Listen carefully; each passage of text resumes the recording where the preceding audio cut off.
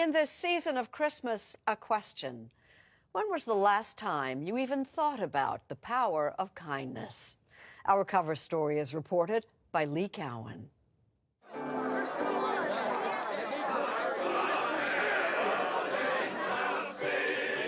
The wonderful thing about It's a Wonderful Life is those final few minutes when George Bailey, after a lifetime of doling out kindness, finally gets it all back in full measure. To my big brother George, the richest man in town. Sure, it's a Hollywood ending. Kindness rarely parades into your living room, after all. But it can appear in places you don't really expect. All the trees were here, and there were some in the back. For Tracy Bild, it was the parking lot of this Dairy Queen From what I understand, some 30 years ago tonight. My mom loves Christmas, and we were very much about Christmas, but we just didn't have any money for a Christmas tree. That was just the reality. Yes, on that Christmas Eve, here in Urbana, Ohio, there was no tree, no presents, no money, except for the few coins she and her brother scrounged out of the couch cushions. How much did you come up with? I mean, it wasn't much. It was literally quarters and dimes. It was probably pocket under change. $1. Nonetheless, they took their meager offering to the only tree lot in town, at that Dairy Queen, run by a round-faced man nicknamed Jug. Jug had been a Marine and an Ohio State trooper, and although pretty stern-faced in those old photos, on that night, Jug seemed to Tracy as soft as new-fallen snow. You know, the thought of my children guys, go this way. walking a couple miles in hopes of finding on Christmas Eve a Christmas tree to take home to their mom, I can imagine that must have touched his heart. Touched indeed. Jug not only gave them a tree, he gave them his biggest and best. No questions asked. It was about the magic of Christmas, of human kindness and somebody doing something for us that we did not expect someone to do. Not expecting it is what makes kindness so special. And yet, as unexpected as it is, we still crave kindness, which may very well be because research shows being kind is a natural part of the human condition. We're genetically wired to be kind. It's actually our deepest identity. David Hamilton is a former organic chemist from Scotland. It's when we're not being kind that it's unhealthy. It's when we're not being kind that we feel separate and we feel disconnected and we feel unhappy and something's out of sorts. And the heart eases off some of its pressure. He's made a career lecturing and writing about how kindness isn't just something we do or something we feel. It's something our bodies actually need. Being kind, because it makes you feel warm and connected, it actually changes the internal biochemistry of your body. There's a physical effect. A physical effect. You know, it's the opposite of stress. Really, there's a hormone that's produced every time we do something kind. It's called oxytocin, what Hamilton likes to call the kindness hormone. One of the things that it does is it softens the walls of the arteries. You know, it's funny, it's like a mirror. As you become softer towards people, so you soften on the inside, it actually softens the walls of the arteries. And when that happens, the heart doesn't have to push as hard to get the blood through, so blood pressure drops. And he says you can get that healthy effect by doing nothing more than offering a smile.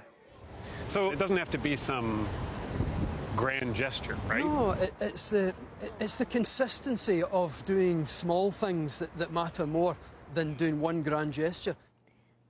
Elizabeth Higgins Clark and her fiance, Lauren Pomerantz, found that out. Remember when I gave blood? Oh, yeah. When they set out to do one small act of kindness every day for an entire year. What was the reaction? Well, a lot of our friends made fun of us. Correct. A lot of our friends made fun A of lot us. of our friends made fun of us. Hoping to inspire others, they posted their efforts on social media under the hashtag #KeepAmericaKind. They filled expired parking meters with coins. They sent pizzas to sheriff's departments. Add a little bit here, add a little bit here. And baked cookies for strangers. Big for construction workers. Construction workers, crossing guards. UPS drivers. Anyone we could think of who we thought would need a cookie. When they ran out of their own ideas, they'd seek out nonprofits like Big Sunday in Los Angeles. Did we do shampoo yet? No. On the day we visited, they were making care packages for the homeless. What they found after 365 days of doing small acts like this, is that kindness was like a muscle. If it went unused, it would atrophy, and the urge to be kind would go away. Once you keep going and keep going and keep going, you build it up, and it changes. It's like a workout. Yeah, it is. The more you do it, the more comfortable you are, the better you are at it. Which would seem to suggest the earlier you start being kind, the better. My job is to figure out a way to go into a school and make kindness cool. Everyone say, be brave. Everyone say, be kind. Everybody say, change the world. Brian Williams is the founder of Think Kindness, a program he developed specifically for schools to teach kids that no kind act is too small. I want to make sure I get to know you guys. It's super important that we start kids early to train them saying, look, every single day you have an opportunity to make a difference in the world, but it's up to you as whether you'll take action.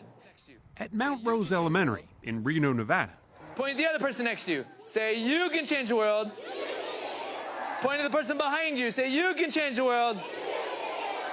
He was recruiting what he calls kindness ninjas, who do good deeds like writing a teacher, "You're awesome, keep it up," and then delivering that kind message without anyone ever noticing. Or at least that's the idea. When we see those acts of kindness, it reinforces that belief, like our world is good, our world is awesome, people are awesome, and we can all band together and make a difference. He works with older students too, like the ones at nearby B.D. Billinghurst Middle School, where messages of kindness and respect are everywhere you turn. I'm not sure how big kindness is going to be. There's a whole kindness crew who makes them. They also organize school-wide kindness campaigns that students say have changed the school's culture. Kids have not been bullying people, and then they haven't been like saying mean comments and stuff. It really is that simple, just to be kind? It's not something that you're just going to go into classrooms one month and then it's going to be like, oh, the whole school's kind. It's going to have to take convincing for those kids who don't want to do it. I think we need some up in here. Nobody needs to convince Tracy Bild about the lasting power of kindness.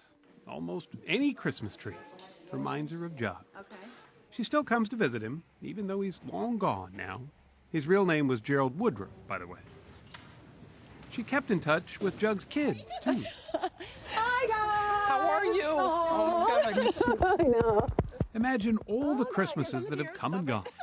I just want to thank you guys, though, for your dad. And yet, here they were, decades later, talking about an act of kindness their dad had done that still resonates. And it amazes you what one small act of kindness, how it grows. Oh, well, look at and you never know. I mean, he never did stuff for a thank you. He just saw a need, and he loved people, and just went right in and helped. Yeah. Which gets us back to George Bailey. That Hollywood ending did prove one thing. Kindness begets kindness. It's contagious in all the right ways. Attaboy, Clarence. I think we think about doing kind things a lot, but think, I don't need to do that. It's stupid, or why would I do that? I think we just need to do it. Stop thinking about things and just do it.